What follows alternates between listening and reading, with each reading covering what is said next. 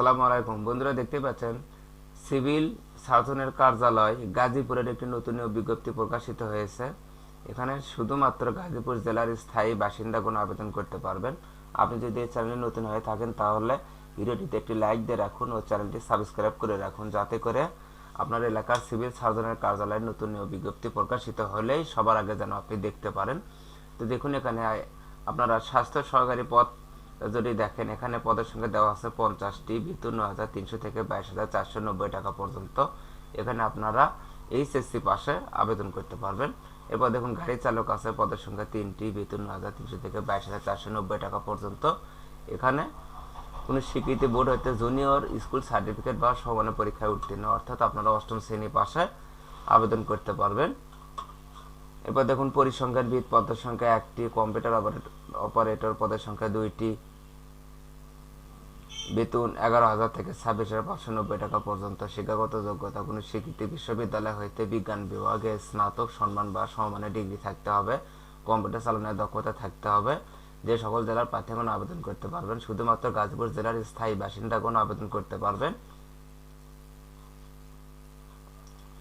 আগ্রহী প্রার্থীগণ cs.gazipur.teletalk.com video ওই website আবেদনপত্র পূরণ করবেন।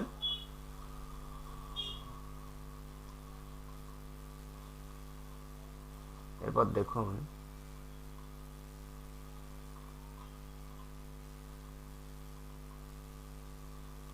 বয়সসীমা, প্রার্থীর বয়স সীমা 18 থেকে 30 বছরের মধ্যে হতে হবে, তবে বীর মুক্তিযোদ্ধা ও শারীরিক প্রতিবন্ধীদের ক্ষেত্রে 32 বছর।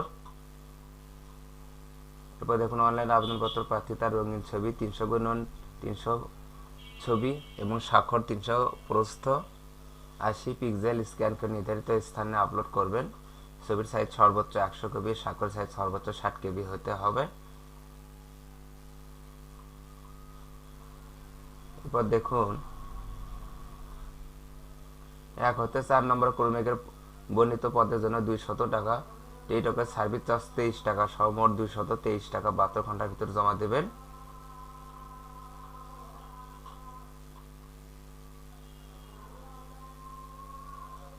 আবেদনপত্র পূরণ ও ফি জমাদান শুরুর তারিখ 29/4/2024 সকাল 9টা হতে 19/5 বিকাল 4টা পর্যন্ত, অর্থাৎ 29শে এপ্রিল শুরু হবে সকাল 9টা হতে এবং শেষ হবে 19শে মে বিকাল 4 ঘটিকা পর্যন্ত।